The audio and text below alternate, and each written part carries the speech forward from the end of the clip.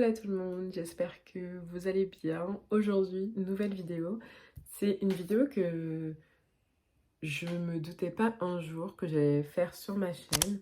Aujourd'hui, je viens vous parler bébé et bébé 2 pour nous. Avec Tony, voilà, ça fait un petit moment qu'on y pense. Et depuis 6 mois, j'ai arrêté la pilule. Voilà. Et je me suis dit que on va laisser faire les choses naturellement. Quand bien même, je savais que c'était un processus qui allait être difficile parce que avant d'avoir l'INSEE, j'ai pris pendant 5-6 ans la pilule. Pendant l'INSEE, j'ai pris la pilule, donc elle a 6 ans. Donc ce qui fait que mon corps, il est comme formaté pour bloquer l'ovulation, enfin bref. Tous ces problèmes de filles liés à la pilule. Mais ça, mon gynéco m'avait prévenu que si je voulais avoir un bébé, vu que ça fait longtemps que je prends la pilule, que ça allait pas se faire du jour au lendemain comme ça, et qu'il fallait que je sois un peu patiente. Donc, pendant 6 mois, on va dire que c'était un peu pas de l'aléatoire, c'était pas non plus obsessionnel. Le premier mois, c'était très obsessionnel. J'avais acheté des bandelettes d'ovulation. Je lisais tout le temps des forums, des trucs comme ça m'a miné le moral. Et faut savoir aussi, petit paramètre important à prendre en compte, avant de tomber enceinte de l'INSEE, j'avais un microkyste à l'ovaire droit. Et mais rien de bien méchant, rien de très grave pour ma santé, rien qui m'empêchait d'avoir des enfants. Donc 6 mois passent, je suis toujours pas enceinte. Je décide d'aller voir mon gynécologue qui me dit que finalement je suis SOPK, que la pilule que je prenais, ça n'a pas arrangé vraiment les choses. C'est pas une conséquence directe, mais ça y contribue. Donc là, premier coup de massue, parce que je me suis dit, oh là là, je sens que ça va pas être comme l'INSEE où un jour je découvre que je suis enceinte comme ça sera beaucoup plus compliqué que ça. Après, bien sûr, moi, dès qu'on m'annonce un truc, faut savoir que je me précipite sur les forums, je cherche au taquet d'informations. À ma plus grande surprise, j'ai tapé sur TikTok SOPK et il y a des centaines et des milliers de témoignages. Donc c'est hyper cool, hyper sympa. On se rend compte que malgré tout, avec SOPK, on peut tomber enceinte. C'est juste qu'il faut un petit coup de pouce de la nature. Voilà. Donc j'ai décidé de me lancer dans cette aventure et de le documenter, d'en parler parce que j'ai cherché un peu des vidéos sur YouTube et j'arrivais à m'identifier à aucune personne. Personne ne vivait la même chose que moi, ou plutôt en parlait. C'était vraiment des choses qui étaient que sur les forums, comme c'était un sujet qui était tabou, alors que pas du tout. Ça peut arriver à n'importe qui. Donc voilà, si cette vidéo t'aide, ben c'est avec grand plaisir. Je me dirige chez mon gynéco. Donc c'est pas mon gynéco de d'habitude, mais je lui explique ma problématique, que voilà, j'ai SOPK, que je voudrais un deuxième bébé, que j'ai déjà un bébé, mais qui a 6 ans, un gros bébé. Et que voilà. Donc là, il me donne un traitement, donc du faston Clomid. Il faut savoir que ce premier gynéco m'a donné 6 mois de traitement et m'a dit que si ça marchait pas au bout de 6 mois, tout de suite on devait aller en FIV ou en PMA. Ça me paraissait vraiment bizarre parce que du coup j'avais pas d'écho de contrôle, écho pour contrôler la taille des follicules, si le médicament était efficace sur moi, donc je me sentais comme dans l'obligation d'avoir un second avis médical. Donc je vais voir un deuxième gynéco et là je lui explique de nouveau ma problématique et lui il est beaucoup plus terre à terre en fait. Il m'explique qu'avant de donner un traitement, il faut que Tony fasse un spermatogramme pour voir si lui ses spermatozoïdes sont bien, en pleine forme, s'il y en a assez, s'ils sont vigoureux, bref. Lui, tout était ok. Je fais aussi une prise de sang, tout est ok. J'ai juste mon insuline qui est un peu haut, mais ça c'est dû aux ovaires polykystiques. Et du coup, je prends du gynocytol pour ça. J'ai aussi fait un hystérosalpingographie, bref. En fait, on injecte un liquide opaque en fait dans votre utérus pour voir si vos trompes sont bouchées. Bah, ça s'est très bien passé, mes trompes sont pas du tout bouchées, elles sont très perméables, au contraire. Donc voilà, de là, on passe toutes ces petites étapes et c'est 2 fois plus frustrant parce que je me dis que j'ai aucun souci de santé. Bah, au niveau de mon utérus, mes trompes ne sont pas bouchées. Chez Tony, tout va bien. Donc voilà, je me suis dit, mais c'est vraiment un coup de pas de chance. Donc voilà, bon, c'est pas grave. D'un côté, je suis contente que tout aille bien pour nous. Et de là, ce gynéco se décide à me donner aussi un traitement. Donc, il me donne du Faston, Clomid et Provam. Donc ça, c'est exactement pareil que l'autre gynéco. J'ai une écho pelvienne à J11. Donc ça, c'est super. Aujourd'hui, on est le 24 mars et mon écho, c'est donc pile une semaine. Donc, de toute façon, je vous tiendrai au courant. Je vous ferai des updates. J'espère que ça va vous plaire. C'est une intro très, très, très longue. Mais il fallait absolument que je pose les bases et que je vous raconte un peu tout ce processus, de quoi on allait parler, comment ça allait se passer, qu'est-ce que je prends. Je vous ferai des petites updates lorsque j'en sentirai le besoin. Et aussi, bien sûr, je vous ferai un update le 11 pour vous expliquer comment tout ça s'est passé. Et voilà, à très vite. Hello tout le monde, on se retrouve aujourd'hui, nous sommes samedi et il faut absolument que je fasse un update sur ce qui s'est passé cette semaine pour moi. Donc, comme je vous disais dernièrement, mardi j'avais rendez-vous chez le gynéco pour faire une écho pelvienne, pour voir si Clomid avait bien marché sur moi. Et c'était le cas. Mon endomètre était à 6 mm et j'avais un follicule à 11 qui était top et beau selon le gynéco. Et du coup, je devais retourner donc vendredi, donc hier, pour voir si le follicule avait évolué. Mon endomètre avait augmenté, il était passé à 8. Je devais faire une prise de sang, mon taux d'ostradiol était top.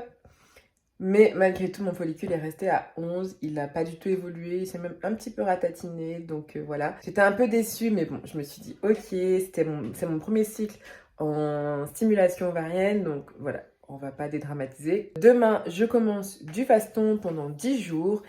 Et ensuite, il m'a prescrit donc un nouveau traitement. Et on va pas du tout prendre Clomid. Il m'a prescrit Gonal F à la place de Clomid. Et j'ai vu que c'était des piqûres, donc ça me stresse un peu, vraiment. Je suis très très très stressée. Mais bon, on verra comment ça se passe. Et je vous tiendrai au courant, comme d'habitude. Hola tout le monde, j'espère que vous allez bien. Aujourd'hui, nous sommes le 18 mai, si je ne me trompe pas. Donc ça fait super longtemps qu'on ne s'est pas parlé, que je vous ai pas fait d'update. Mon gynéco a voulu changer de traitement et du coup, je suis passée à Gonal F. Et il faut demander une autorisation en fait à la CPM. Et ils ont pris à peu près un mois et quelques pour me répondre. Et aujourd'hui, j'ai été les récupérer. Et ça a commencé le 3e jour de mes règles. Ça va être des injections jusqu'au... c'est de J3 à J9. Et après, j'ai une nouvelle écho pour voir si on déclenche au vitrel. Donc voilà, c'est parti pour une nouvelle aventure, un nouveau traitement, bref. En vrai, Gonal, c'est pas très compliqué. C'est vrai qu'au début, ça fait un petit peu peur, mais au final, on va dire que je m'y suis habituée. Je me piquais comme ça tous les matins, vraiment tous les jours à 7h15 et ça allait. Hola tout le monde, j'espère que vous allez bien. Aujourd'hui, nous sommes vendredi 28 mai. Happy birthday Steady Shoe. Et hier, j'ai été faire une écho de contrôle au gynéco pour voir si les injections étaient bonne dose. Et du coup, je suis augmentée. Je passe de 37,5 à 50 jusqu'à mardi. Donc voilà, à partir de ce matin, j'ai fait du 50. Donc voilà. Et je continue toujours à prendre Ginositol. Comme vous avez vu, j'avais 2 follicules qui étaient très bien, un à 7 et un à 6. Donc on verra bien mardi ce que ça a donné. Hola tout le monde, ce matin on est dimanche 30 mai et c'est le jour de la fête des mères. Tous les matins je prends ma piqûre à 7h15 et ce matin je me suis pas réveillée. Il est 8h30 donc c'est parti. Hello les gars, j'espère que vous allez bien. Aujourd'hui je suis venue pour faire un petit update BB2.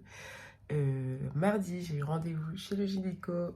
Il m'a augmenté la dose de Gonal. Et hier, donc vendredi, je suis retournée donc, chez le gynéco. Et il m'a encore augmenté la dose de 75 à 100. Parce que mes follicules, ils grandissent, mais vraiment doucement, doucement, doucement, doucement. Donc voilà, il m'a dit on peut faire jusqu'à 28 jours de traitement. Donc là, je suis à J16. On verra bien ce que ça donne. Ça me désespère un peu parce que j'ai l'impression que ça augmente pas beaucoup. Donc voilà. Sinon à 100, on le sent. Je peux vous dire que je sens l'aiguille passer.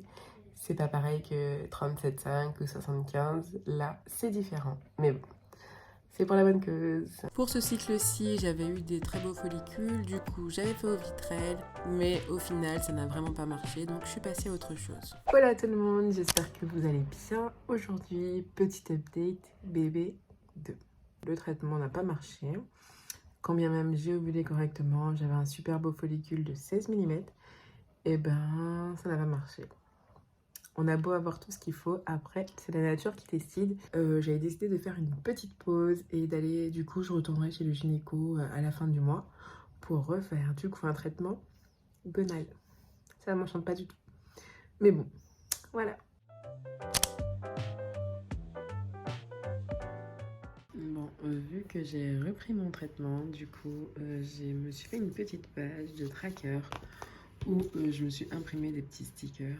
Et en fait, je me suis mis un petit code couleur quand je prends des vitamines, mon acide folique, mon Dufaston et le médicament pour l'insuline. Et voilà. Oh là les amis, petit update. Aujourd'hui, nous sommes à J8 de mon cycle et du coup, j'avais rendez-vous chez le gynéco. On a fait l'écho pelvienne. J'ai un follicule qui est à 8,9. Donc là, je passe de 50 ml à 75 unités pour Gonal F. Et mon prochain rendez-vous, du coup, c'est mercredi. Donc là, on est dimanche. Et voilà.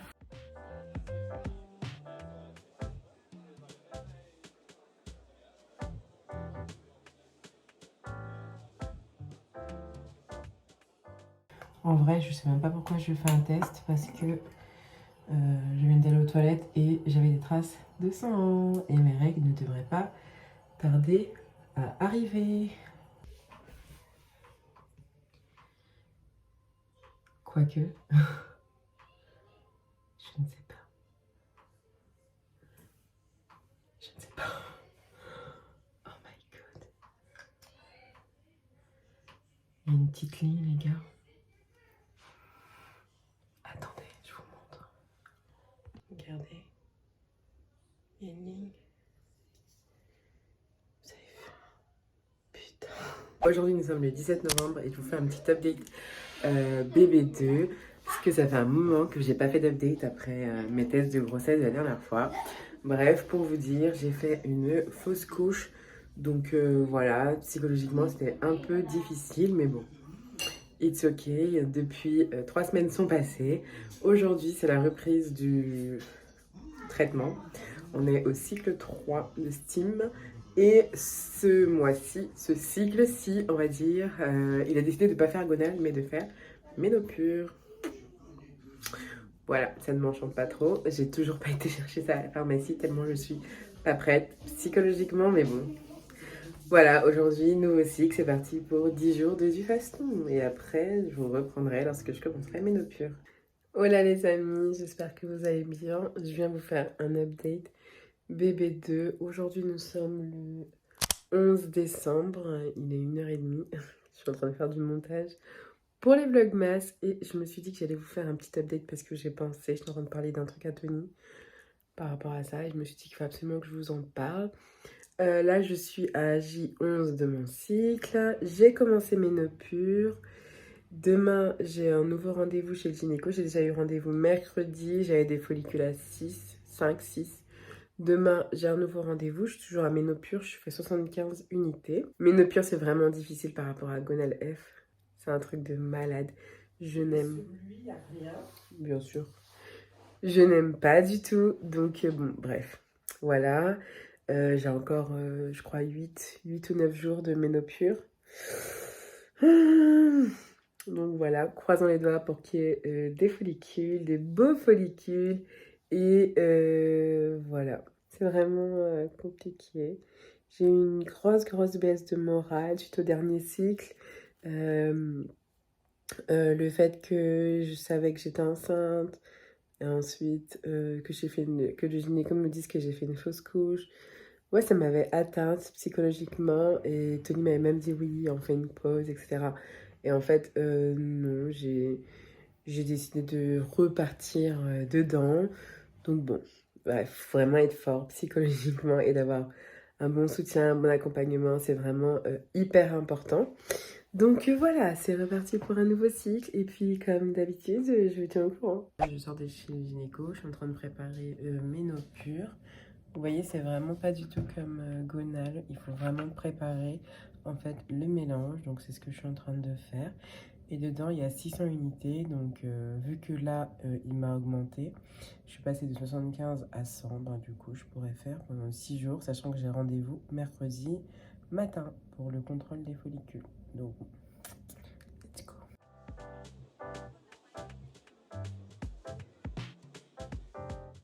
Je la mets comme ça tous les matins et je la monte pour Tony. Et voilà. Voilà les amis, petit update.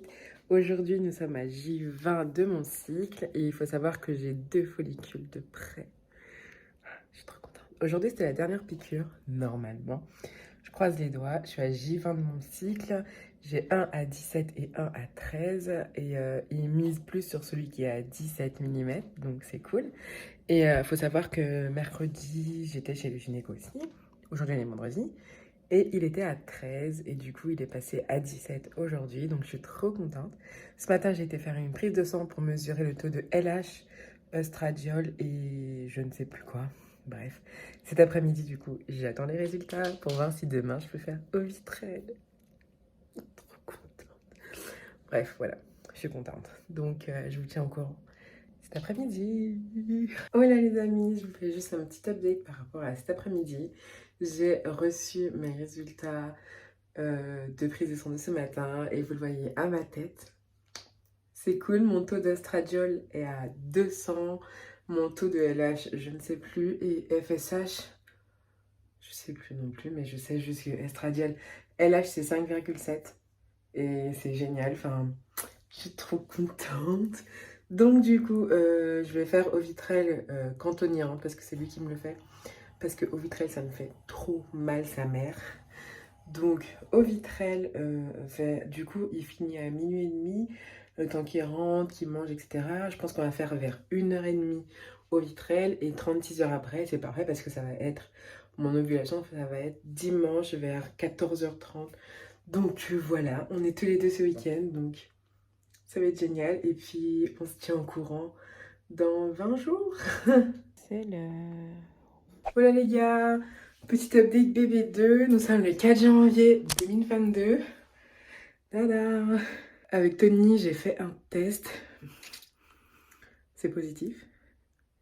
Mais selon Tony, vu que c'est pas mes urines du matin, parce que là il est 18h, ça peut pas être positif. Donc, demain matin, il va racheter un autre test et un test Clear Blue. Je suis trop contente, sachant que j'ai ovulé le 24 décembre, quand on était en vacances. Je suis trop contente.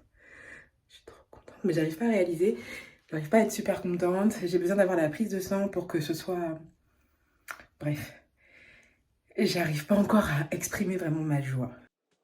Ça m'a pris vraiment beaucoup de temps moi-même à réaliser que j'étais enceinte et je me suis même posé des questions si j'étais légitime à tomber enceinte quand je voyais toutes ces femmes qui galéraient des années et des années et moi je me dis au bout de 3 cycles je suis tombée enceinte. Enfin bref, j'étais super contente mais j'avais un sentiment qui était vraiment très partagé.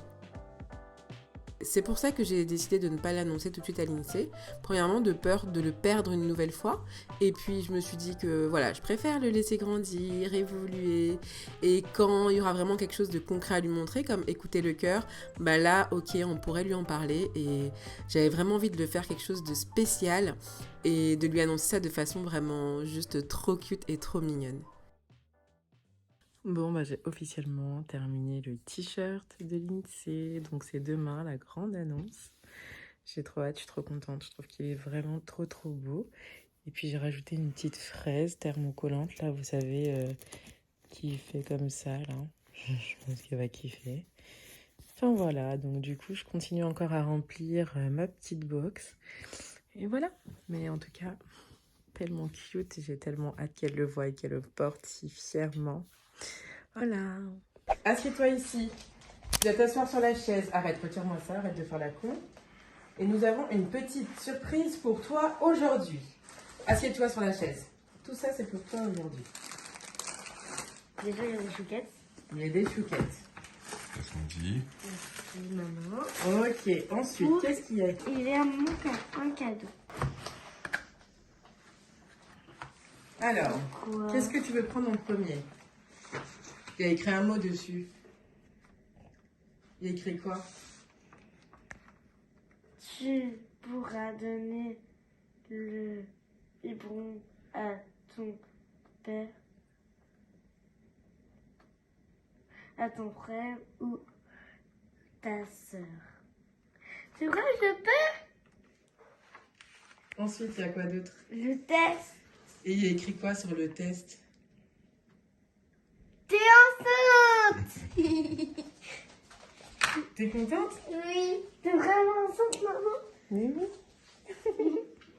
T'es contente ou pas? Oui. Et t'as un autre truc encore. Oh. Tu veux que je te le tienne? Future meilleure grande sœur du monde. Et c'est un peu ça. Oui. T'as amélioré mon t-shirt d'école. Est-ce que ça te plaît? Oui. Alors, qu'est-ce qui va se passer là? Un bébé t'as content. Oui. Et est-ce que tu veux qu'on écoute son cœur? Oui. Alors, je vais te faire écouter sur mon téléphone.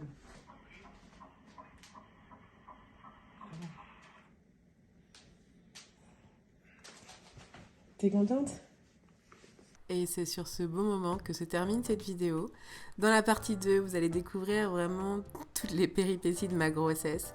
J'espère que ça vous a plu d'avoir suivi toutes mes péripéties. Et j'espère que certaines d'entre vous ont pu s'identifier à moi. Merci d'avoir regardé cette vidéo. N'oubliez pas de liker et de vous abonner. Et on se retrouve très très vite pour la partie 2. Ciao!